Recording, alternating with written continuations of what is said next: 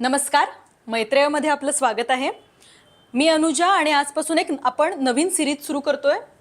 सावित्रीबाई फुले पुणे विद्यापीठाच्या लॉच्या सिलॅबसवरती बेस्ड अशी ही सिरीज असणार आहे आणि त्यामध्ये आपण पूर्ण कोर्स मॉड्यूल वाईज कव्हर करणार आहोत.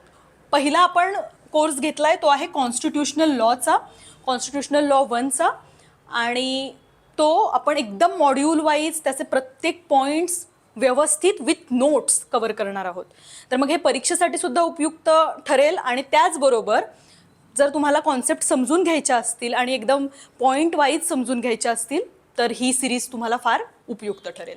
ठीक आहे, तर हे कुणाकुणासाठी उपयोगी असणार आहे? Third year BA LLB semester 5, त्याचबरोबर third year BBA LLB semester 5 आणि first year LLB semester 1. Constitutional law 1 module 1 आपण आता सुरू करणार आहोत. मॉड्यूल 1 काय आहे? Introduction to the Indian constitution. Okay, आणि त्यामध्ये पहिला point formation of the constituent assembly आहे आपल्या सिलेबसमध्ये दिलेला. आपल्या सिलेबसमध्ये टोटल 4 पॉईंट आहेत मॉड्यूल 1 मध्ये. म्हणजे इंट्रोडक्शन टू द इंडियन कॉन्स्टिट्यूशनमध्ये 4 पॉईंट आहेत. पहिला आहे constituent assembly in India and framing of constitution. दुसरा आहे कॉन्स्टिट्यूशनल लॉ अँड कॉन्स्टिट्यूशनलिझम. तिसरा आहे salient features of the Indian constitution आणि चौथा आहे प्रिॲम्बल. हे 4ही पॉईंट आपण व्यवस्थित पाहणार आहोत. आजच्या लेक्चरमध्ये आपण हा पहिला पॉईंट पाहणार आहोत, constituent assembly in India and framing of the constitution. आता सिलेबसमध्ये हा सुरू होतो formation of the constituent assembly of इंडियापासून, पण आपण आपल्या नोट्स कुठून स्टार्ट केल्यात? कन्सेप्ट ऑफ कॉन्स्टिट्यूशन पासून. लक्षात घ्या, आपण कॉन्स्टिट्यूशनल लॉ सुरू करणार आहोत, त्यामुळे बेसिक कन्सेप्ट ऑफ कॉन्स्टिट्यूशन आपल्याला क्लिअर असायला हवी. आपल्याला बेसिकली माहीत असायला हवं की कॉन्स्टिट्यूशन म्हणजे काय. ठीक आहे, आणि माहीत असेलही तुम्हाला, पण त्याचबरोबर आपल्याला अजून एक गोष्ट करायची असते, ती म्हणजे डिस्क्रिप्टिव्ह अँसर्स लिहायचे असतात. डिस्क्रिप्टिव्ह अँसरमध्ये इंट्रोडक्शनपासून आपण सुरुवात करतो. सो असे काही पॉईंट्स जर आपण आपल्या बरोबर ठेवले तर आपल्याला इंट्रोडक्शनमध्ये ते वापरता येतील आणि त्याचा आपल्याला मार्क्स मिळवण्यामध्ये पण फायदा होईल. ठीक आहे, तर मग कन्सेप्ट ऑफ कॉन्स्टिट्यूशन बघूयात. कोणत्याही देशाला जर व्यवस्थित पुढे जायचं असेल, व्यवस्थित राज्यकारभार करायचा असेल तर काय गरजेचं असतं? तर कॉन्स्टिट्यूशन गरजेचं असतं. लक्षात घ्या, रूल्स आणि रेग्युलेशन्स नसलेला देश हा प्रगती करू शकत नाही. कारण तिथे काय माजणार? तिथे एनआरकी माजणार, अनागोंदी माजणार, तिथे केओटिक सिच्युएशन तयार होणार, कारण रूल्स अँड रेग्युलेशन्स नाही आहेत. तुमच्याकडे फक्त रिसोर्सेस आहेत, मॉनिटरी रिसोर्सेस आहेत, तुमच्याकडे फक्त पैसा आहे म्हणून भागत नाही. तर तुम्हाला काय लागतं एखाद्या देशाला पुढे जायला? रूल्स अँड रेग्युलेशन्स लागतात. तर काय आहे constitution? Concept of constitution. Constitution is a fundamental law of a country. Constitution हे एक fundamental law of the country. It's set of written and unwritten rules and principles that governs a country. Written किंवा unwritten दोन्ही प्रकारचे constitution असू शकतात. Return जसं की इंडियाचं कॉन्स्टिट्यूशन आहे, USAचं कॉन्स्टिट्यूशन आहे, आणि अनरिटन जसं की UKचं कॉन्स्टिट्यूशन आहे. ठीक आहे, a fundamental legal document that outlines structure, powers and function of the government. Government, legislature, executive and judiciary, कायदे मंडळ, कार्यकारी मंडळ आणि न्याय मंडळ हे कशा प्रकारे काम करणार, ह्यांचं स्ट्रक्चर काय असणार, त्याचबरोबर हे त्यांच्याकडे काय पॉवर असणार, काय फंक्शन्स ते परफॉर्म करणार, हे सगळं या लीगल डॉक्युमेंटमध्ये दिलेलं आहे. कुठलं legal document? Constitution. A constitution is basically a rule book that serves as a supreme law of the land. आपल्या देशामध्ये खूप सारे कायदे आहेत, बरोबर, पण या देशाचा सर्वोच्च कायदा कुठला? Supreme law of the land कुठला? कॉन्स्टिट्यूशन. ओके, आता इथे आपण काही डेफिनेशन्स घेतल्यात. 3 डेफिनेशन्स, 3 थिंकर्सच्या डेफिनेशन्स आपण घेतल्यात. According to professor KC Wheare, the whole system of government of a country, the collection of rules which establish and regulate or govern the government. बघा, KC वेअरने जी डेफिनेशन दिली आहे ती गव्हर्नमेंटच्या संदर्भातली आहे. म्हणजे whole system of government of country, the collection of rules which establish and regulate or govern the government.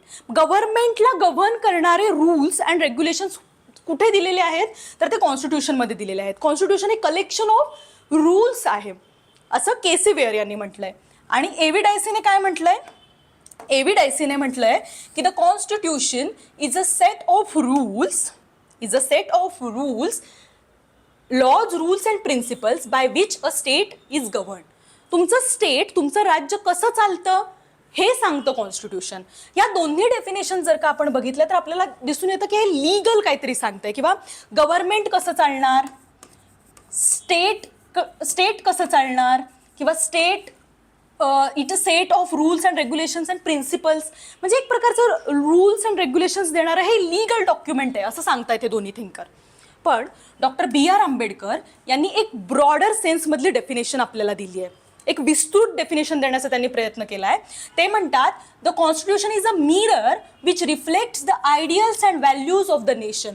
तुमच्या राष्ट्राची काय आयडियल्स आहेत, तुमचे काय, तुम्हाला कुठे जायचंय, तुमचे आदर्श काय आहेत, व्हॅल्यूज काय आहेत, बिलीफ सिस्टीम काय आहे तुमची, ओके, हे सगळं तुमचं कॉन्स्टिट्यूशन रिफ्लेक्ट करतं.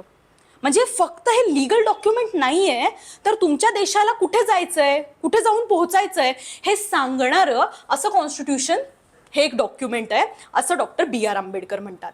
त्याचबरोबर बघा, म्हणजे डॉक्टर B.R. आंबेडकर एम्फसाइज करतात कशावर, constitution is not just a legal document but a reflection of nations aspiration. कुठे जायचंय, ॲस्पिरेशन्स काय पाहिजे देशातल्या लोकांना, देशाला काय कशा प्रकारचं सरकार असणार आहे, ॲस्पिरेशन्स काय आहेत नेशन्सच्या, व्हॅल्यूज काय आहेत, अँड आयडियल्स, आणि आयडियल्स काय आहेत. म्हणजे फक्त लीगल डॉक्युमेंट नाही आहे, फक्त सरकार कसं चालणार, गव्हर्न द गव्हर्नमेंट एवढंच ते नाही आहे, किंवा स्टेट ज्याच्याने गव्हर्न होतं त्याचं ते लीगल डॉक्युमेंट एवढंच नाही आहे, तर काय आहे, आयडियल्स आणि व्हॅल्यूजसुद्धा त्यामध्ये रिफ्लेक्ट होतात. अशी एक ब्रॉडर सेन्सवाली डेफिनेशन डॉक्टर B.R. आंबेडकर यांनी दिलेली आहे. ठीक आहे, आता आपण आपल्या सिलेबसच्या पॉईंटपासून सुरुवात करूयात. ठीक आहे, हां, काय आहे सिलेबसमधला पहिला point, formation of the constituent assembly. Constituent असेंब्लीची फॉर्म कशी झाली. आता हे जे काही, हा जो पूर्ण पहिला पॉईंट आहे, म्हणजे जो आधीचा पॉईंट आपण बघितला कोणता, हा जो आपण पॉईंट बघितला constituent assembly in India and framing of the constitution, हा पूर्णपणे हिस्ट्रीशी रिलेटेड असा पॉईंट आहे. हिस्ट्री विचारली आहे त्यांनी, इथे त्यांना हिस्ट्रीच अपेक्षित आहे की कशा प्रकारे कॉन्स्टिट्युएंट असेंब्ली फॉर्म झाली, काय एन्झायटी होती आंबेडकर यांच्या मनामध्ये, काय त्यांनी सांगितलं, हे सगळं असं हिस्टॉरिकल बॅकग्राऊंड आपल्याला पाहायचं आहे. ठीक आहे, त्याच्यामुळे formation of the constituent assembly.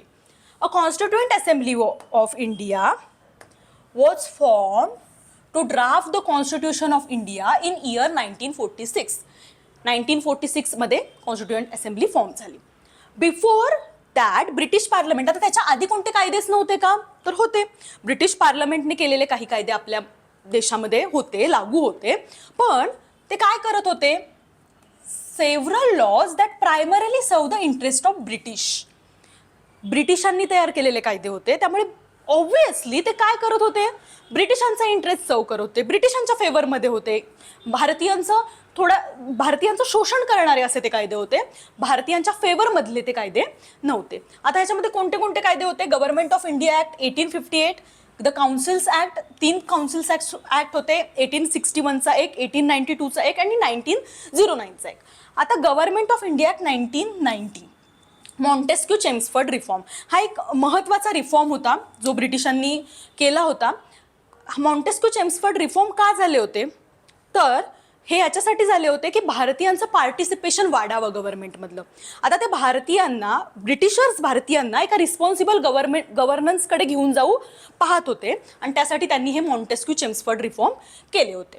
Okay, आता नेहरू रिफॉर्म आणि या मॉन्टेस्क्यू चेम्सफर्ड रिफॉर्मचा काय, नेहरू रिपोर्ट आणि मॉन्टेस्क्यू चेम्सफर्ड रिफॉर्मचा काय संबंध आहे, तर हे मॉन्टेस्क्यू चेम्सफर्ड रिफॉर्म झाले तर त्या रिफॉर्म्समध्येच त्यांनी एक मेन्शन केलं होतं की 10 वर्षानंतर एक कमिशन एस्टॅब्लिश होईल. 10 वर्षानंतर म्हणजे 1929ला एक कमिशन इंडियामध्ये एस्टॅब्लिश केलं जाईल, आणि ते कमिशन काय ठरवेल, तर ते कमिशन ठरवेल की इंडियामध्ये हे जे रिफॉर्म्स आहेत ते कशा प्रकारे लागू झाले, ते व्यवस्थित त्यांनी किती काम झालंय हे तपासण्याचं काम कोण करणार, हे कमिशन करणार. तर 1929 पर्यंत ब्रिटिशर्स थांबले नाहीत. त्यांनी 1927लाच एक कमिशन एस्टॅब्लिश केलं. कोणतं कमिशन होतं ते? Simon commission. Okay, Simon commission. पण आता हे जे कोणी सायमन कमिशन होतं त्या कमिशनमध्ये फक्त कोण होते लोक? त्या कमिशनमध्ये फक्त ब्रिटिशर्स होते. 7 लोकांनी मिळून हे सायमन कमिशन तयार केलं आणि त्यामध्ये सातही लोक या सायमन कमिशनमध्ये ब्रिटिशर्स होते. आता बघा इंडियावरती काय परिणाम झाला किंवा इंडियामध्ये हे रिफॉर्म्स लागू केल्यानंतर भारतीयांचं पार्टिसिपेशन कशा प्रकारे होतं हे सगळं जर तुम्हाला पाहायचं आहे तर मग फक्त ब्रिटिशर्सच का अपॉइंट केले किंवा ब्रिटिशर्सच का या कमिशनमध्ये आले? तर मग याला विरोध झाला. याला कुणी विरोध केला? याला विरोध केला भारतातल्या नेत्यांनी.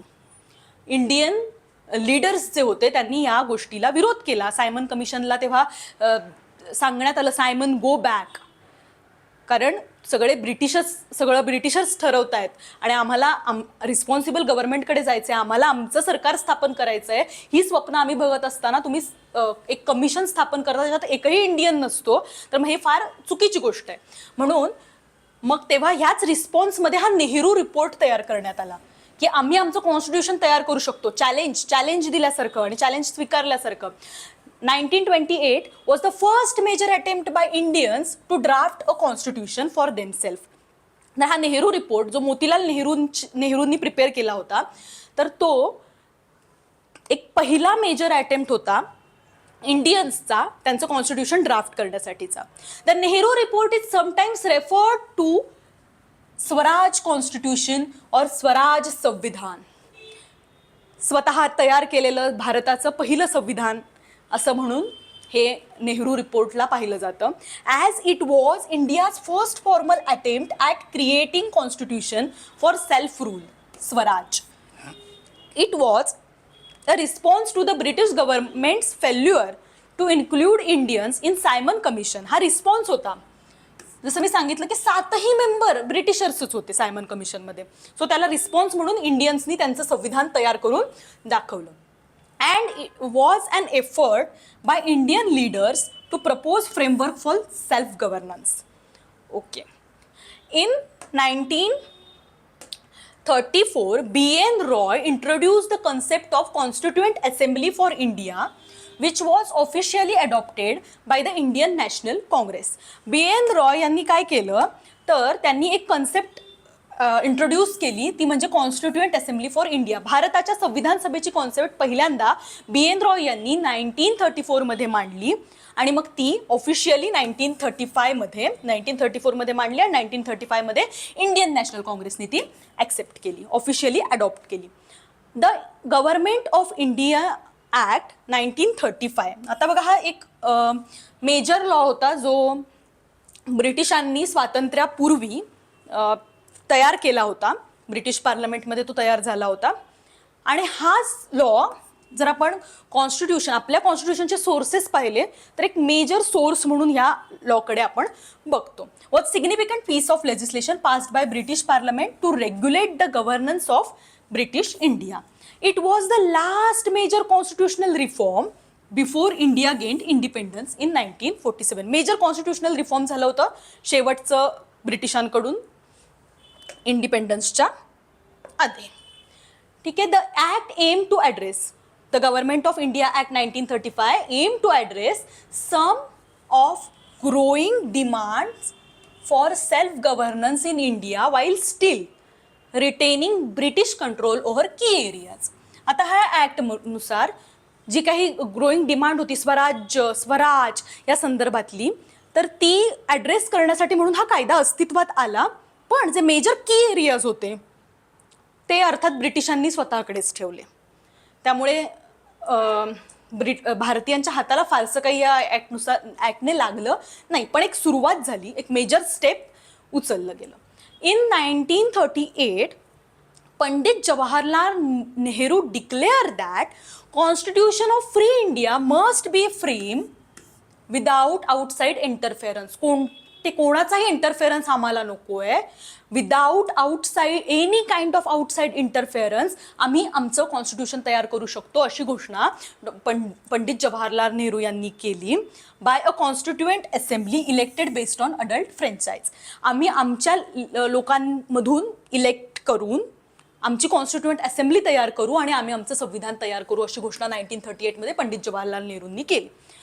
August offer of 1940. आता लक्षात घ्या, इथे वर्ल्ड वॉर 2 सुरू झालंय आणि वर्ल्ड वॉर 2 मुळे ब्रिटिशांवरती खूप जास्त प्रेशर आहे, कारण त्यांना वर्ल्ड वॉर 2 जिंकायचं आहे आणि त्यांना हे जिंकण्यासाठी काय अपेक्षित आहे, काय हवं आहे, तर इंडियन्सकडून सपोर्ट खूप जास्त अपेक्षित आहे.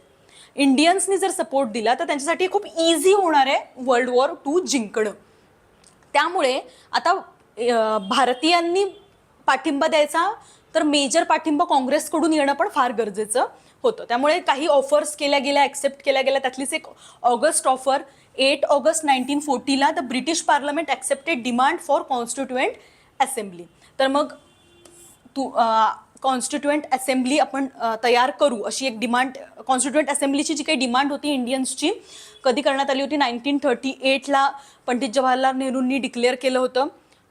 तर ती डिमांड, आणि 1934 BN रॉय म्हणाले होते की कॉन्स्टिट्युएंट असेंब्ली असायला हवी. तर ह्या सगळ्या ज्या काही डिमांड होत्या त्या ऑगस्ट ऑफरमध्ये ॲक्सेप्ट करण्यात आल्या. कॉन्स्टिट्युएंट असेंब्लीची ही डिमांड ॲक्सेप्ट करण्यात आली. त्याच्यानंतर आलं Cripps mission. Sir Stafford Cripps come to India with draft proposal to frame an independent constitution. एक प्रपोजल घेऊन आले होते क्रिप्स, पण मुस्लिम लीग आणि इंडियन नॅशनल काँग्रेस दोघांनीही या प्रपोजलला विरोध केला आणि क्रिप्स मिशन फेल गेलं. आता कॅबिनेट मिशन प्लॅन हा खूप जास्त इम्पॉर्टंट आहे बघा. कॉन्स्टिट्युएंट असेंब्ली समजून घेत असताना कॉन्स्टिट्युएंट असेंब्लीची जी काही रचना आहे किंवा हे जे काही आहे ते सगळं डिस्कस कुठे झालं आहे? कॅबिनेट मिशन प्लॅनमध्ये झालेलं आहे. त्यामुळे हा प्लॅन खूप जास्त महत्त्वाचा आहे. Cabinet mission plan 1934. The constituent assembly was created as per cabinet mission plan and had the primary responsibility of drafting India's constitution. The Constituent Assembly of India had a total membership of 389 members, which include both representatives, British India and princely state. तेव्हा भारतामध्ये काही राजे रजवाडे होते, princely states होते. त्यामुळे तिथे प्रिन्सचं राज्य होतं. म्हणजे हे इनडायरेक्टली ब्रिटिश कंट्रोलमध्ये येत होते, पण डायरेक्टली या प्रिन्सली स्टेटवर ब्रिटिशांचा कंट्रोल नव्हता. त्यामुळे दोन्हीचे रिप्रेझेंटेटिव्ह कॉन्स्टिट्युएंट असेंब्लीमध्ये पाठवण्यात आले किंवा आले. आता 292 members were elected to represent the provinces of British India. British इंडियाचे प्रोव्हिन्सला रिप्रेझेंट करण्यासाठी म्हणून 292 मेंबर्स पाठवण्यात आले किंवा इलेक्ट करण्यात आले. इथे इलेक्शन झालं बघा. This member were elected by the members of the provincial legislative assemblies through restricted adult suffrage. आता युनिव्हर्सल अडल्ट सफरेज एक असतं. युनिव्हर्सल अडल्ट सफरेज काय असतं? तुम्ही 18 वर्षाच्या पुढे आहात तर तुम्ही स्त्री असा, पुरुष असा किंवा अजून कोणत्या जाती धर्माचे असा, तुम्हाला काय मिळतं? Universal adult suffrage. म्हणजे तुम्हाला वोट करता येतं, तुम्ही वोट करू शकता. ओके. पण रिस्ट्रिक्टेड अडल्ट सफरेजमध्ये मात्र असं नसतं. त्याच्यामध्ये काहीच लोकांना मतदानाचा अधिकार असतो. Not everyone had the right to vote and the electorate was limited to specific sections of the society. त्यामुळे काहीच सोसायटीतल्या काहीच सेक्शनला काय आहे? राईट टू वोट आहे. कोणते सेक्शन्स आहेत? प्रॉपर्टी ओनर्स आहेत, ज्यांच्याकडे खूप जास्त प्रॉपर्टी आहे त्यांना वोटिंगचा राईट आहे. एज्युकेटेड इंडिव्हिज्युअल्स आहेत आणि टॅक्स पेयर्स आहेत. ओके. यांनी मग काय केलं? यांनी वोट केलं 292 मेंबर्ससाठी आणि मग ते 292 मेंबर्ससाठी वोट केलं आणि हे लोक जाऊन कुठे पोचले? संविधान सभेत जाऊन पोचले, कॉन्स्टिट्युएंट असेंब्लीमध्ये जाऊन पोचले. आणि आता हे 93 मेंबर्स आहेत बघा. हे 93 members were nominated to represent the princely state. मग अशा आपण बघितलं इलेक्टेड, आणि आता हे कोणते मेंबर्स आहेत? हे नॉमिनेटेड आहेत. म्हणजे ह्यांना त्या प्रिन्सली स्टेटमधल्या प्रिन्सने नॉमिनेट केलेलं आहे. म्हणजे त्याला वाटलं की प्रिन्सला जे वाटत होते लोक की जे कायदा जाणतात किंवा असे जाणकार लोक किंवा प्रिन्सची ज्यांच्यावर मर्जी होती, मर्जीतली लोक प्रिन्सच्या, तर ती नॉमिनेट करण्यात आली. कशासाठी? To represent the princely states which were regions under indirect British rule governed by the local monarchs. तिथले लोकल राजे होते, राजे रजवाडे होते, तर तेच तिथे त्यांचं गव्हर्नन्स चाललेला होता. But not directly part of British India. British इंडियाचा ते पार्ट नव्हते. असे खूप सारे प्रिन्सली स्टेट्स होते इंडियामध्ये तेव्हा. The princely state representative were selected by the rulers of the state and this was not based on popular suffrage. इथे कुठल्याच प्रकारचं इलेक्शन वगैरे झालेलं नव्हतं. हे 93 मेंबर्स कोणी पाठवले होते? किंगने पाठवले होते, मोनार्कने पाठवले होते, प्रिन्सने पाठवले होते. ठीक आहे. आता the constituent assembly of India met for the first time on 9 December 1946. The Muslim league which had been demanding a separate state for Muslims, Pakistan boycotted the meeting.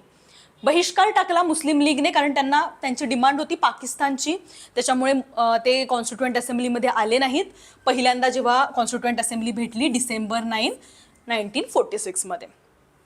Doctor Sachchidanand Sinha was the first acting chairman of the Constituent Assembly of India. Later, on December 11, 1946, doctor Rajendra प्रसाद, बघा 9 तारखेला पहिल्यांदा भेटलेत, त्याच्यानंतर सच्चिदानंद Sinha acting chairman झालेत आणि 11 तारखेपर्यंत election होऊन doctor Rajendra Prasad was elected as a permanent president of the constituent assembly and H.C. Mukherjee was elected as a vice president. ठीक. नंतर on December 13, 1946, Jawaharlal Nehru presented the objective resolution. उद्दिष्टांचा ठराव असं मराठी त्याला म्हणतात. तर पंडित जवाहरलाल नेहरूंनी काय प्रेझेंट केलं संविधान सभेमध्ये? डिसेंबर 13ला ऑब्जेक्टिव्ह रिझोल्युशन्स प्रेझेंट केले, मांडले. उद्दिष्टांचा ठराव. काय उद्दिष्ट आहेत संविधानाची किंवा संविधान सभेची आणि एकंदरीत आपल्या ह्या देशाची काय उद्दिष्ट आहेत? आपल्याला काय प्रिन्सिपल्स एस्टॅब्लिश करायचे आहेत? सार्वभौम, समाजवादी, धर्मनिरपेक्ष, लोकशाही असे प्रिन्सिपल्स असणार आहेत का? मग समता, स्वातंत्र्य, बंधुता हे सगळं असणार आहे का? म्हणजे हे काय नक्की असणार आहे हे सगळं मांडलं पंडित जवाहरलाल नेहरूंनी ऑब्जेक्टिव्ह रिझोल्युशन्समध्ये. This resolution outlined the fundamental principles on which the Constitution of India would be based. On January 22, 1947, objective resolution adopted by Constituent Assembly. Constituent Assemblyनी सर्व मतानं काय केलं? ऑब्जेक्टिव्ह रिझोल्युशन अडॉप्ट केलं. आता हेच जे ऑब्जेक्टिव्ह रिझोल्युशन आहे ते सोर्स आहे आपल्या प्रिॲम्बलचा, तिथूनच आपलं प्रिॲम्बल डिराईव्ह झालंय. ठीक आहे. ऑन फेब्रुवारी 20, 1947, क्लेमेंट ॲटली, बघा Clement Attlee, the prime minister of United Kingdom, made a crucial announcement regarding the future of British India. Clement ॲटलींनी एक घोषणा करून टाकली, प्राईम मिनिस्टर, की आता वेळ झाली आहे की, बघा विस्टन चर्चिल जे होते ते युद्ध जिंकले पण ते काही इलेक्शन जिंकू शकले नाहीत. त्यामुळे क्लेमेंट ॲटली आले आणि ॲटलींनी अनाऊन्समेंट करून टाकली की आता आम्हाला इंडिया सोडायचं आहे. आता British rule in India would be end by June 1948. जून 1948 पर्यंत त्यांनी डेडलाईन देऊन टाकली आणि आता भारत स्वतंत्र होणार होता. तर ही क्रुशियल अनाउन्समेंट त्यांनी केली. त्याच्यानंतर आला माउंट बॅटन प्लॅन. पार्टिशनचा हा प्लॅन होता, ब्ल्यूप्रिंट होती पार्टिशनची, also known as a June 3 plan, was a proposal put forward by Lord Louis Mountbatten, the last British viceroy of India. On June 3, 1947, the plan was blueprint of partition of British India into 2 independent nations, India and Pakistan, and for the transfer of power from British rule to Indian leadership. ठीक आहे. हे Mountbatten plan नंतरचा act pass झाला तो होता the Indian independence act 1947. India's transition from British colonial rule to independence.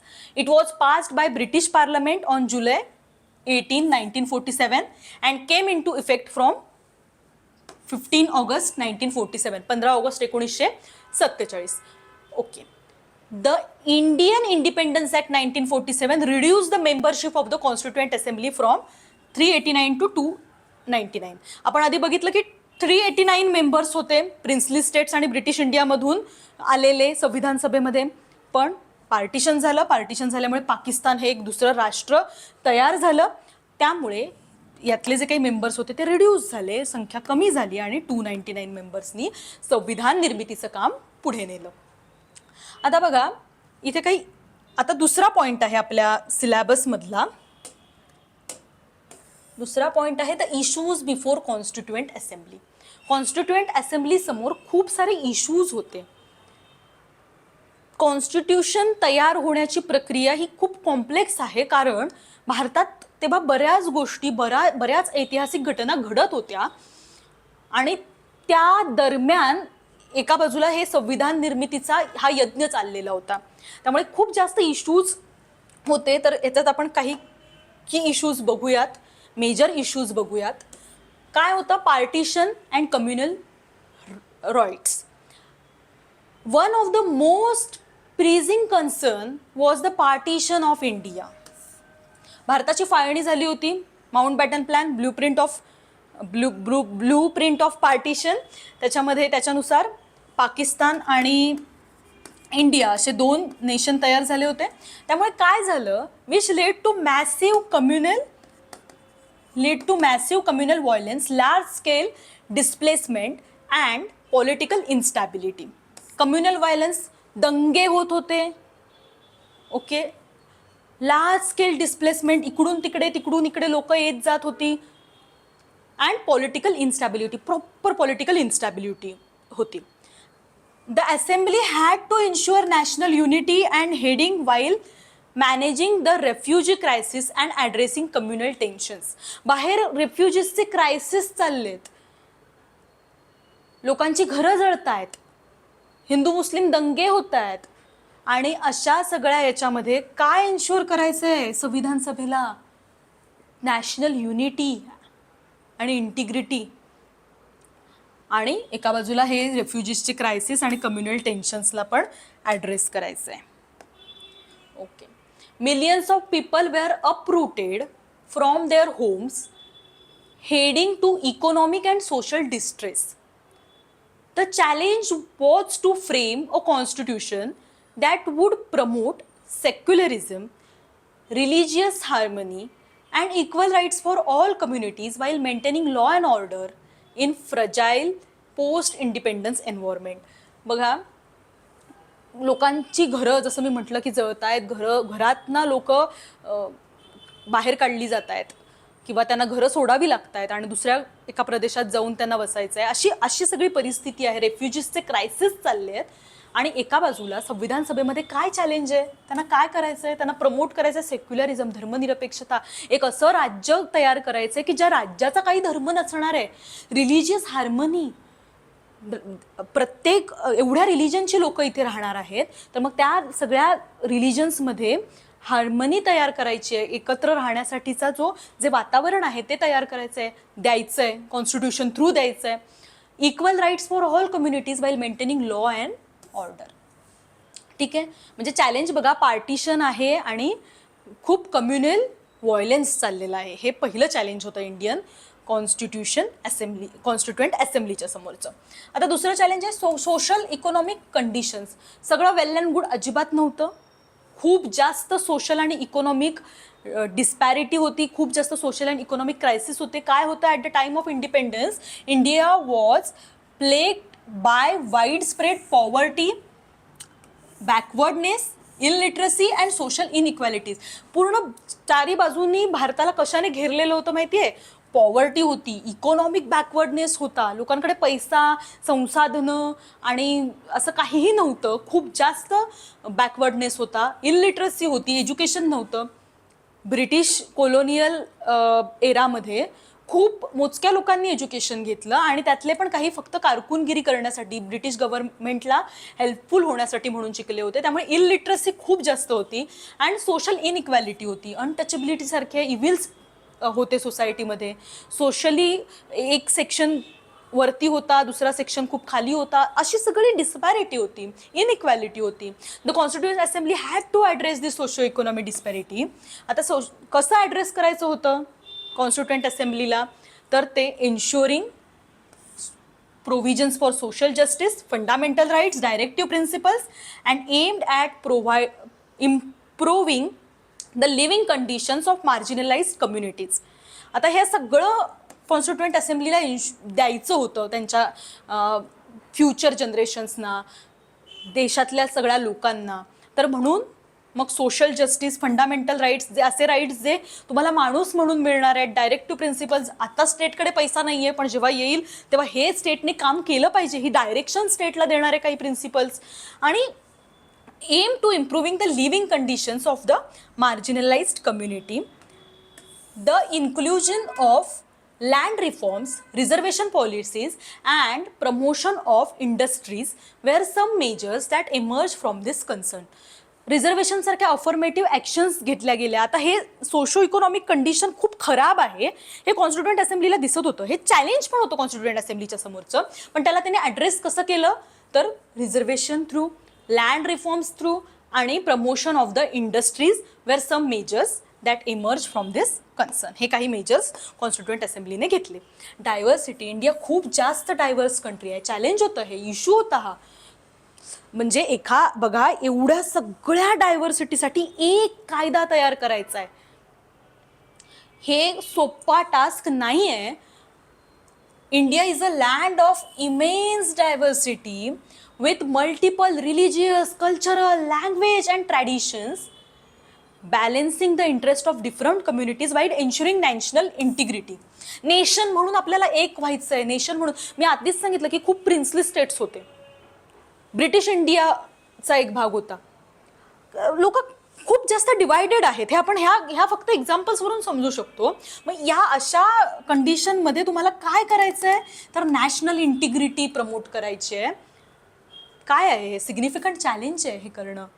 The assembly had to ensure that the constitution provides equal rights and opportunities to all citizens while respecting regional and cultural inequalities, cultural identities.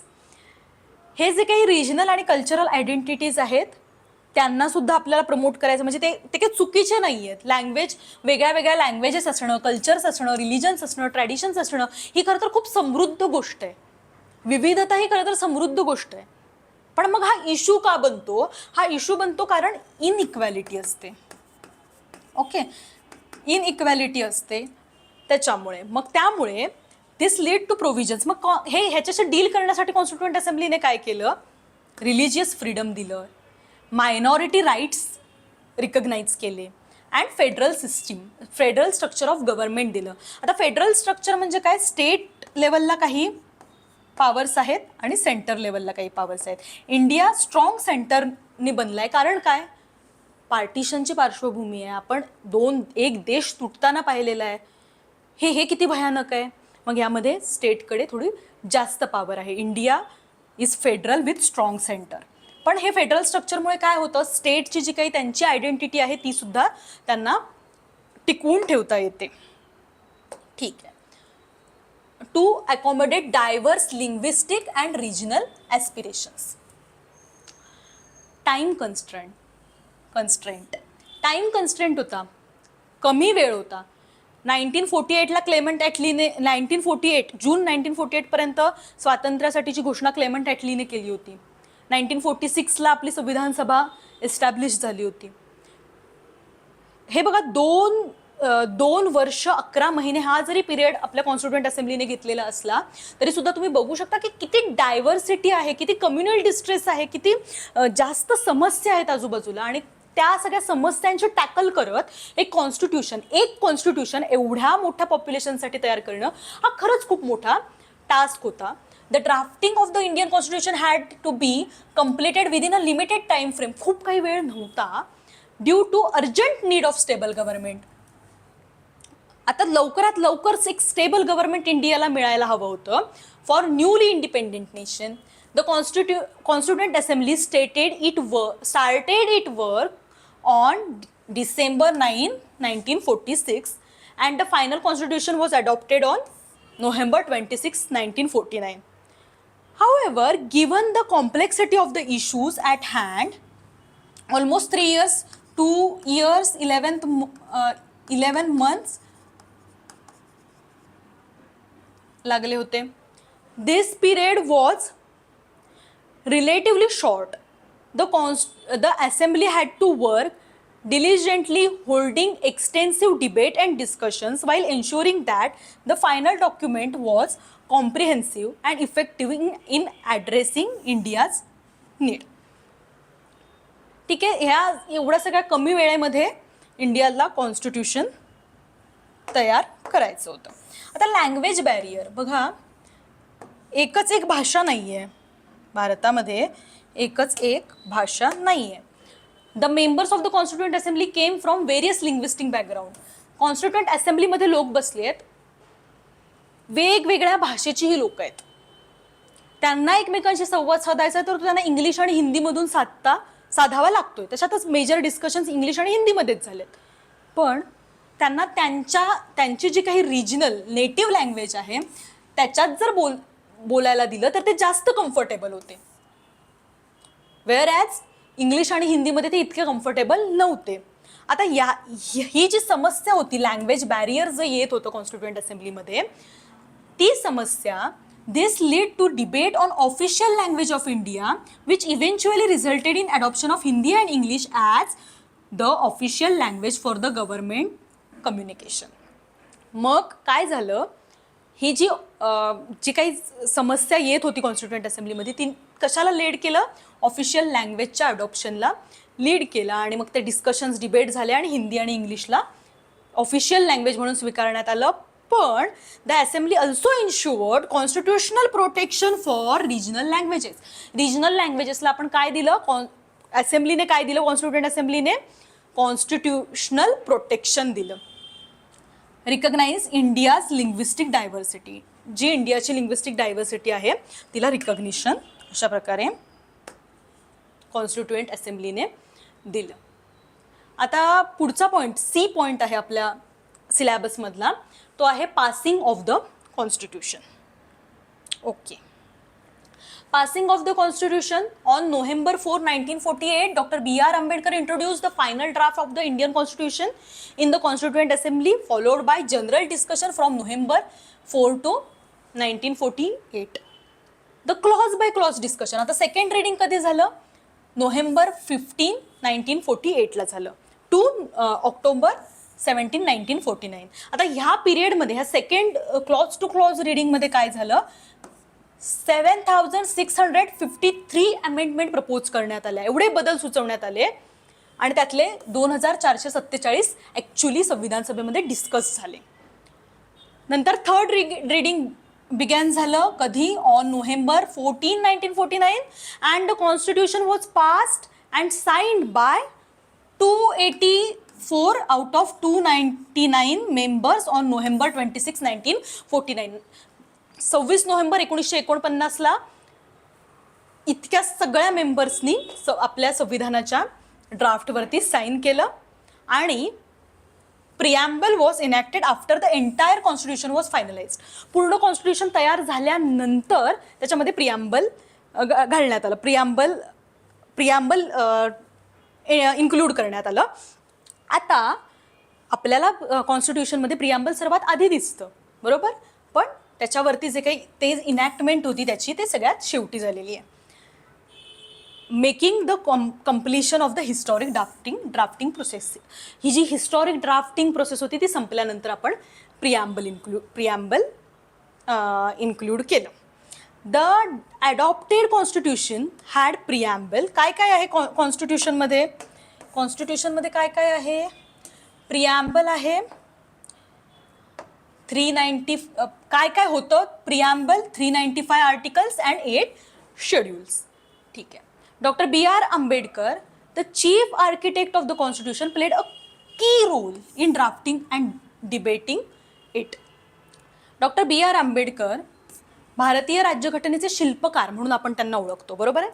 Chief architect होते, त्यामुळे का त्यांना असं म्हणतात, कारण त्यांनी एक की रोल प्ले केला होता कशामध्ये, drafting of the constitution and debating it. बघा मी ते मगाशी सांगितलं की किती साऱ्या हे होत्या अमेंडमेंट प्रपोज झाल्या होत्या, 7653. त्यातल्या डिस्कस झालेल्या 2473 ह्या सगळ्या अमेंडमेंट्समध्ये एवढ्या शंका कॉन्स्टिट्यूएंट असेंब्लीमध्येच होत्या. त्यांना उत्तर देणं, डिबेट करणं, आपल्या जस्टिफाय करणं आपल्या आर्ग्युमेंटला, हे सगळं काम डॉक्टर बी आर आंबेडकर यांनी केलं आणि एक ड्राफ्ट पण तयार केला कॉन्स्टिट्यूशनचा. त्यामुळे ते chief architect of the Indian constitution आहेत. November 26 is celebrated as a constitution day. संविधान दिवस म्हणून आपण हा दिवस साजरा करतो 26 नोव्हेंबर 2015 पासून. ठीक आहे. आता आपला डी पॉईंट, सिलेबसमधला D point, doctor Ambedkar's warning and anxiety about the working of the constitution.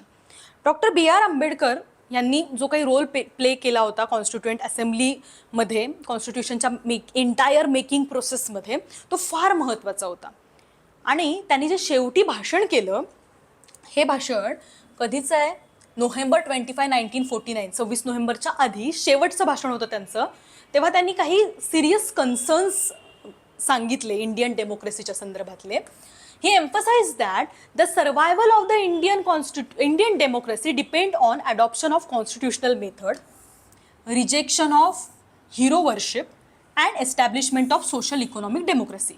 त्यांनी 3 प्रकारचे वॉर्निंग आणि एन्झायटीज, 3 प्रकारचे वॉर्निंग्स दिलेत आणि त्यांनी काय सांगितलंय, survival of the Indian democracy, कशी सर्वाईव्ह होईल इंडियन डेमोक्रेसी, हे डॉक्टर बी आर आंबेडकरांनी त्यांच्या ह्या वॉर्निंग आणि एन्झायटीजमधून सांगितले. 3 प्रकारच्या ह्या वॉर्निंग आणि एन्झायटी आहे. ही कोणत्या आहे, अबॅन्डनिंग अनकॉन्स्टिट्युशनल मेथड्स. तुम्ही अनकॉन्स्टिट्युशनल मेथड्स वापरल्यात, बघा स्वातंत्र्यानंतर तुम्ही जर अनकॉन्स्टिट्युशनल मेथड्स वापरल्यात तर खूप जास्त प्रॉब्लेम्स येऊ शकतात. तर इंडियन डेमोक्रेसी आहे ती, इंडियन डेमोक्रेसीचं सर्वायवल मग अवघड होईल असं डॉक्टर बी आर आंबेडकर यांना वाटत होतं.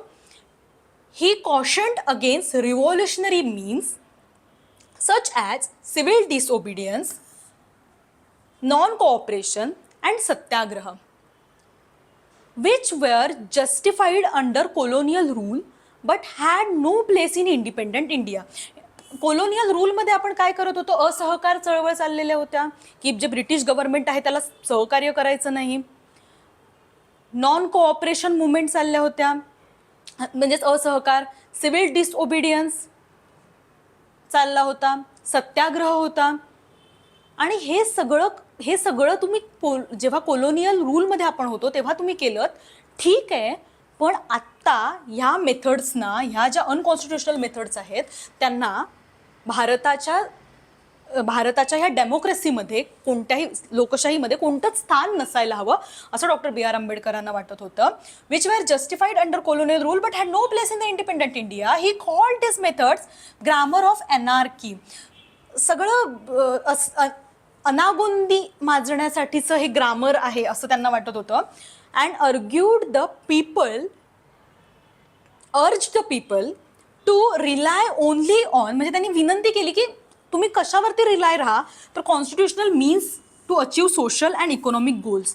आपल्याला जे सोशल आणि इकॉनॉमिक गोल्स मिळवायचे आहेत किंवा अचीव करायचे आहेत त्याच्यासाठी तुम्ही कशावरती डिपेंडेंट राहा, तर तुम्ही कॉन्स्टिट्युशनल मेथड्सवरती डिपेंडेंट राहा असं त्यांनी सांगितलं. During the freedom struggle unconstitutional method was essential because India did not have a self governance. पण आता आपण इंडिपेंडन्स मिळवला आहे, अडॉप्टेड अ डेमोक्रेटिक कॉन्स्टिट्यूशन, आपण लोकांनी मिळून हे कॉन्स्टिट्यूशन तयार केलंय, त्यामुळे आता त्याला फॉलो करणं ही आपली जबाबदारी आहे आणि आपण ते करायलाच हवं असं डॉक्टर बी आर आंबेडकरांनी सांगितलं. Every citizen had access to legal and institutional mechanism to demand rights and reforms. Continuing such methods in democratic setup could undermine a legitimacy of constitutional institutions. ठीक आहे, कॉन्स्टिट्युशनल इन्स्टिट्यूशन्सला च्या लेजिटिमेसीला harm करेल हे, असं ही भीती doctor B R Ambedkar यांना वाटत होती. कारण ह्याच गोष्टी जर पुढे चालू राहिल्या, सविनय कायदेभंग, असहकार चळवळ किंवा सत्याग्रह या गोष्टी जर चालू राहिल्या तर प्रॉब्लेम तयार होऊ शकतो. कारण आता हे लोकांचं राज्य आहे, हे कोलोनियल रूलमध्ये आपण नाही आहोत. ठीक आहे, आता दुसरा कुठला कन्सर्न होता त्यांचा, तर तो होता avoiding hero worship in politics. पॉलिटिक्समध्ये आपण एखाद्या नेत्याला इतकं सुप्रीम मानतो की त्याला देव मानून बसतो. ठीक आहे, तर ते अवॉइड करायला हवं असं डॉक्टर बी आर आंबेडकरांना वाटत होतं. Ambedkar warn again blind devotion to leaders. डोळ्यावरती पट्टी बांधून कुणाच्याही आहारी जाऊ नका. त्यांनी एक मीलला साईट केलं होतं आणि त्यांनी सांगितलं होतं, surrendering the liberties to even the greatest of men. म्हणजे अगेन्स्ट सरेंडरिंग म्हणजे तुम्ही खूप भारी माणूस असेल, खूप जास्त भारी माणूस असेल, जगात भारी माणूस असेल, तरी तुमची लिबर्टी सरेंडर करू नका. तुमच्या स्वातंत्र्याची सुमनं तुम्ही कुणाच्याही चरणांवर वाहू नका, असं डॉक्टर बी आर आंबेडकरांनी सांगितलं होतं. He highlighted that bhakti means devotion in politics कशाला लीड करतं. Devotion in politics leads to degradation and dictatorship. तुमची लोकशाही व्यवस्था राहणारच नाही. काय होईल तर डिक्टेटरशिप येईल. Emphasising that no nation should compromise it liberty in gratitude to its leaders. In India political loyalty often transfers in to personal devotion, making leaders larger than institution. Political loyalty transfer होते personal डिवोशन्समध्ये. Okay, आणि leader मोठे व्हायला लागतात इन्स्टिट्यूशनपेक्षा. तुमच्या गव्हर्नन्सपेक्षा, government इन्स्टिट्यूशन्सपेक्षा leaders तुम्हाला मोठे वाटायला लागतात. सो हे खूप जास्त धोक्याची सूचना आहे असं डॉक्टर बी आर आंबेडकरांनी सांगितलं होतं. Once leaders gain absolute control they can manipulate democratic institutions for personal or party gains, leading to authoritarian rule. Ambedkar emphasise that no leader should be above constitutional accountability. Constitution सगळ्यात वरती आहे आणि constitution अकाउंटेबिलिटीच्या वरती कोणी नाही आहे. म्हणजे हेच काय आहे, प्रिन्सिपल ऑफ कॉन्स्टिट्युशनलिझम आहे. तुमच्याकडे ॲब्सोल्यूट पॉवर नाही आहे कुठल्याच नेत्याकडे किंवा कुठल्याच ऑथॉरिटीकडे. काय सुप्रीम आहे, कॉन्स्टिट्यूशन सुप्रीम आहे. And citizen should always question their leaders and hold them responsible for their actions. त्यामुळे सिटिझन्सनी लोकशाहीमध्ये प्रत्येक वेळेस आपल्या नेत्याला प्रश्न केला पाहिजे.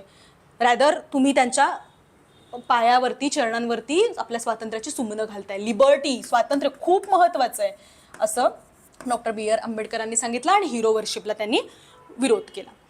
एन्शोरिंग सोशल, तिसरी एन्झायटी किंवा तिसरी वॉर्निंग त्यांची होती की ensuring social and economic democracy. Political democracy म्हणजे काय असतं, पॉलिटिकल डेमोक्रेसी म्हणजे युनिव्हर्सल अडल्ट सफ्रेज आहे आपल्याकडे. 18 वर्षाच्या पुढे प्रत्येकाला काय मिळतोय, वोटिंग राईट मिळतोय. तुम्ही स्त्री पुरुष, जात वर्ग वर्ण कशातूनही या, तुम्ही 18 वर्षाच्या पुढे आहात आणि भारताचे नागरिक आहात, तर तुम्हाला काय मिळणार आहे, वोटिंगचा राईट मिळणार आहे.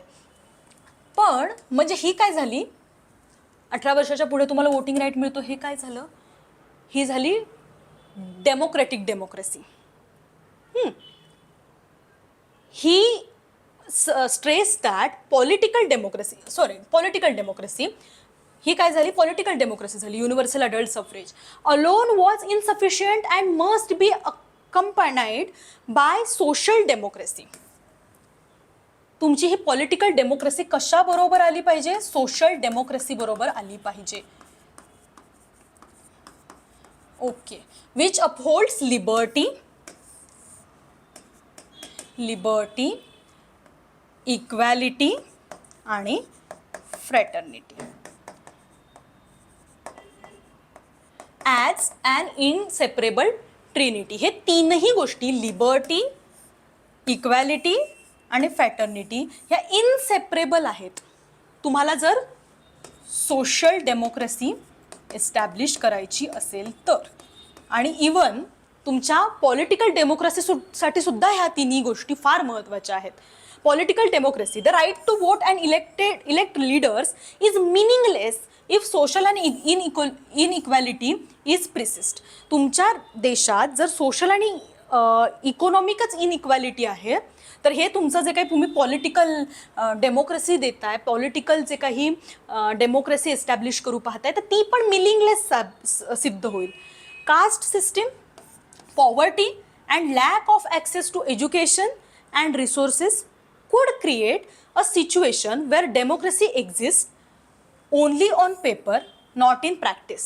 Without economic justice, a small elite would control wealth, leading to widening inequality and social unrest. जर ही डेमोक्रेसीच नसेल, ती डेमोक्रेसीच फक्त पेपरवर राहिली, कशामुळे? कास्ट सिस्टीम म्हणजे social inequality, poverty and lack of awareness, lack of access to education, तर तुमची ही जी काही डेमोक्रेसी तुम्ही ओरडताय ते सगळं पेपरवर राहील. ही एन्झायटी, ही वॉर्निंग होती डॉक्टर बी आर आंबेडकरांची की देशाला जर पुढे जायचं असेल तर सोशल आणि इकॉनॉमिक डेमोक्रेसीवर पण लक्ष द्यावं लागेल. लिबर्टी, इक्वॅलिटी अँड फॅटर्निटी, स्वातंत्र्य, समता आणि बंधुता, हे सुद्धा तुम्हाला काय करावं लागेल, याचा सुद्धा तुम्हाला विचार करावा लागेल. आणि हेच तुम्हाला पुढे घेऊन जाईल, नाहीतर ही तुमची जी पॉलिटिकल डेमोक्रेसी आहे, राईट टू वोट आहे, मिनिंगलेस होईल, असं त्यांनी सांगितलं होतं आपल्या थर्ड वॉर्निंगमध्ये. This warnings remain highly relevant today, urging citizens to uphold constitutionalism. Constitution supreme आहे आणि लिमिटेड गव्हर्नमेंट आहे, लिमिटेशन्स आहेत गव्हर्नमेंटवरती. कुठलाही नेता कॉन्स्टिट्यूशनपेक्षा मोठा नाही होऊ शकत आणि त्याच्यावरती कॉन्स्टिट्यूशनने काही लिमिटेशन्स घालून दिलेले आहेत. Power tends to corrupt and absolute power corrupts absolutely, Lord Acton म्हणाला होता. तर मग तुम्ही लक्षात घ्या की सगळी पॉवर एका व्यक्तीच्या हातात आपण नाही देऊ शकत. Democratic values and social justice to safeguard India's future. So ह्या ज्या काही वॉर्निंग्स त्यांनी दिल्या होत्या त्या आजच्या काळात सुद्धा खूप जास्त रिलेव्हंट आहेत. आपण विचार करू शकतो आणि आपण एक्झाम्पल्ससुद्धा तयार करू शकतो. ठीक आहे, आता ई पॉईंट आहे आपल्या सिलेबसमधला, तो आहे date of commencement of constitution. कधी आलं कॉन्स्टिट्यूशन अस्तित्वात, कमेन्समेंट कधी झाली? ऑन नोव्हेंबर 26, 1949ला काही प्रोव्हिजन होत्या त्या फोर्समध्ये आल्या. कोणत्या कोणत्या प्रोव्हिजन्स होत्या? Citizenship, article 5 to 9, elections, article 324, provisions, provisional parliament and transitional provisions, article 60, 366, 367, 379, 380, 388, 391, 392, 393. ठीक आहे, हे तीन मुद्द्यांवरच्या ज्या काही प्रोव्हिजन्स होत्या त्या आपण लगेच कधी फोर्समध्ये आणल्या, कधी कमेन्स केल्या? तर नोव्हेंबर 26, 1949ला. पण जो काही रिमेनिंग पार्ट होता कॉन्स्टिट्यूशनचा, remaining major part of the constitution come into force on January 26, 1950. This day is called as a date of commencement, okay, of the constitution. का असं केलं आपण? कारण 26 जानेवारी 1930ला लाहोर सेशनला फॉलो करत एक पूर्ण स्वराजची घोषणा झाली होती. ओके, पूर्ण कॉन्स्टिट्यूशनचं. जसं की मी नेहरू रिपोर्ट समजवताना सांगितलं होतं की त्यामध्ये डोमिनियन स्टेटसबद्दल डिमांड होती, पण इथे पूर्ण स्वराजची घोषणा करण्यात आली होती की आम्हाला आता डोमिनियन स्टेटस काही नाही, आम्हाला पूर्ण स्वराज पाहिजे. आणि ही घोषणा पहिल्यांदा 26 जानेवारीला झाली होती. तर या दिवसाची आठवण म्हणून, हा दिवस लक्षात राहावा म्हणून किंवा हा पुढे सेलिब्रेट केला जावा म्हणून आपली जी date of commencement of constitution होतं ती काय ठरवण्यात आली? 26 जानेवारी 1950. ओके, आता हा दिवस it celebrated as a republic day. January 26 was chosen as a Republic Day to honor Purna Swaraj Day, first celebrated on January 26, 1930. Following the Lahore session, December 29, resolution of the Indian National Congress. Indian National Congressने ठरवलं होतं की पूर्ण स्वराजची घोषणा त्यांनी त्या सेशनमध्ये केली होती. ठीक आहे, आता आपण मॉड्यूल 1 मधला पहिला पॉईंट पाहिला, formation of the constituent assembly. आता आपण हा जो दुसरा पॉईंट आहे तो पुढच्या लेक्चरमध्ये पाहणार आहोत, concept of constitutional law and constitutionalism. आणि असे अजून 2 पॉईंट्स आहेत, सेलियंट फीचर आणि प्रिॲम्बल. ठीक आहे, तर मग हे आपण येणाऱ्या लेक्चर्समध्ये कवर करून टाकू. एका प्लेलिस्टमध्ये तुम्हाला हे मिळून जाईल. ठीक आहे, थँक्यू.